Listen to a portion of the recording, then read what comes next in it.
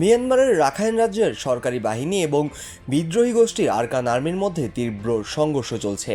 গত কয়েকদিন ধরে আন শহরের পশ্চিমাঞ্চলের কমান্ডো ডাব্লিউএমসির বিরুদ্ধে এই সংঘর্ষ তীব্রতর হয়।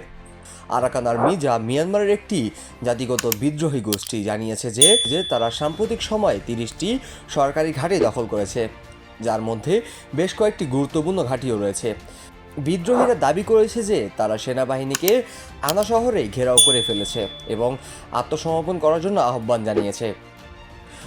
সরকারি বাহিনী ইতিমধ্যে রাশিয়ার তৈরি যুদ্ধবিমান ব্যবহার করে আকাশপথ থেকে বোমা ও গোলাবর্ষণ করেছে, যা আক্রমণকারীদের ওপর প্রবল চাপ সৃষ্টি করেছে। যদিও আরাকান আর্মি এই হামলার ফলে বেশ কিছু যোদ্ধা হারিয়েছে, তবে তারা জানিয়েছে তারা শহরটি নিয়ন্ত্রণ গ্রহণের জন্য একবারে দৃঢ় প্রতিজ্ঞাবদ্ধ।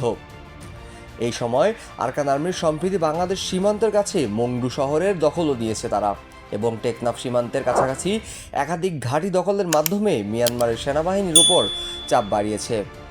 এর বিদ্রোহী গোষ্ঠীটি থ্রি ব্রাদারহুড অ্যালায়েন্স নামক একটি শক্তিশালী জাতিগত বিদ্রোহী জোটের অংশ, যা মিয়ানমারের সামরিক সরকারকে উৎখাত করতে এবং সংখ্যালঘু অধিকারের জন্য লড়াই করছে।